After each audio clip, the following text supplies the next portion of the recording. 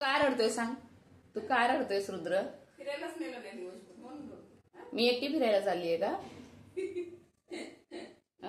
रुद्र इकडे बघ, इकडे इकडे बघ, इकडे बघ, समोर समोर बघ, इकडे समोर बघ, इकडे समोर बघ. तू का रडतोयस? मी एकटी फिरायला चाललीये का? काय रडतोय? नमस्कार मंडळी, रुद्रच्या ब्लॉग मध्ये सगळ्यांचं स्वागत आहे. आज आहे गुरुवार. आम्ही निघालो दत्तगुरूंच्या मंदिरामध्ये. तिथे स्वामी समर्थांची सुद्धा मूर्ती आहे आणि ते शंकराचं स्वयंभू मंदिर आहे. आणि रुद्रला अजून टोपी घालायची बाकी आहे, सॉक्स घालायचे बाकी आहे, पण त्याची घाई चालली की तुम्ही बाहेर कधी निघताय, तुझी बडबड बंद कर आणि चल लवकर, असं म्हणायचं ना तुला. काय करायचंय मग? फिरायला जायचंय? आजीला घेऊन जाऊया ना. आजीला बोलव, आजीला बोलव, आजीला घेऊन जाऊया आपण. जायचंय ना आपल्या सगळ्यांना. पाण्याची बाटली किती? आपल्याला पाण्याची बाटली घेऊया. रुद्रला टोपी घालण्यासाठी थांबलो होतो, पण रुद्र रडायला लागलाय. त्याला वाटतं की आता आपण बाहेर जाणार नाही आहोत म्हणून तो रडतोय. कुठे जायचंय ते बघ, टोपणं नीट बांधलेलं पण नाही आपण. टाटा कर आजीला, टाटा कर आजीला, टाटा कर. आपण निघालो बाहेर जाऊया. कुठे चालला? बाप्पाला चालला तू? जय जय बाप्पा करायला. जय जय बाप्पा करायला चालला रुद्र? हो, जय जय बाप्पा. जाऊया आपण मंदिरात जायचं रुद्रला. मंदिरात हो. पिल्लू त्या फ्रेंड बरोबर बोलतोय तू. आवाज देतो त्याला. हाय हाय बोल. हाय हाय. रुद्र, आजी आणि मी, आम्ही तिघीजण चालत निघालेलो आहोत. मग हे मंदिर 10-15 मिनिटाच्या अंतरावरती आहे. रुद्रला आम्ही असं रात्रीच्या वेळी जास्त बाहेर नेत नाही, पण आज त्याला मस्तपैकी छान लाईट्स, भरपूर गाड्या, हे सगळं पाहायला मिळते. रस्त्यावरती भरपूर गाड्या आहेत, त्याच्यामुळे त्याचं लक्ष इकडे तिकडे झालं भरपूर. ह्या मंदिर जे आहे स्वामी समर्थांच्या मठाची, म्हणजे स्वामी समर्थांची जी मूर्ती आहे त्याची स्थापना इथे मागच्या वर्षीच झालेली आहे.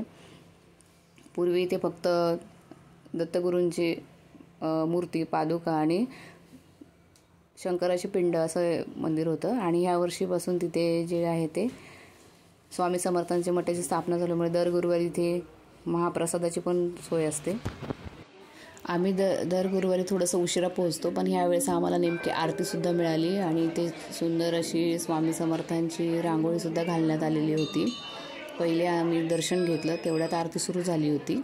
बघ, आम्ही आरतीसाठी थांबलो. आरतीच्या वेळेस इतका घंटांचा नाद आणि वाद्यांचा पण आवाज होता, पण तरीसुद्धा रुद्र घाबरला नाही. तो छानपैकी ते इकडे तिकडे बघत होता आणि त्याने सुद्धा ते आरतीचा जो आहे तो लाभ घेतला.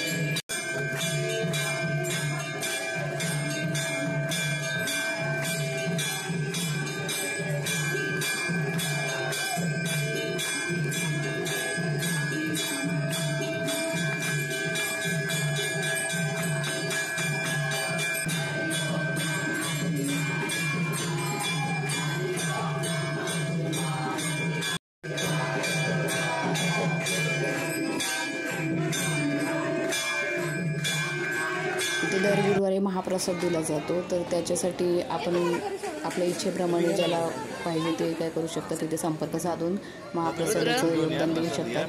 तर दर गुरुवारी असे वेगवेगळे लोक जे आहेत तिथे अन्नदान करत असतात. अन्नदानाचा लाभ घेतात. अशा प्रकारे आम्ही आज सुंदर असा जो आहे आमचा गुरुवार गेलेला आहे.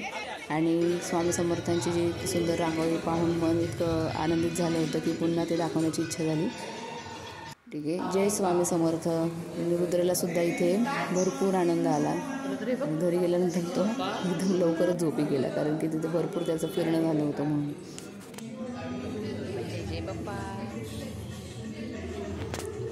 व्हिडिओ आवडले असल्यास नक्कीच लाईक, शेअर आणि सबस्क्राईब करा. आणि पुन्हा भेटूया नवीन ब्लॉगमध्ये. रुद्रचाच ब्लॉग आहे, पण सध्या मी हँडल करते, त्यामुळे तुम्हाला माझाच आवाज इथे ऐकू येईल. जेव्हा रुद्र बोलू लागेल तेव्हा रुद्रच्या आवाजात, बोबड्या आवाजात त्याचे ऐकू शकाल, ब्लॉग पाहू शकाल. ठीक आहे, बाय बाय.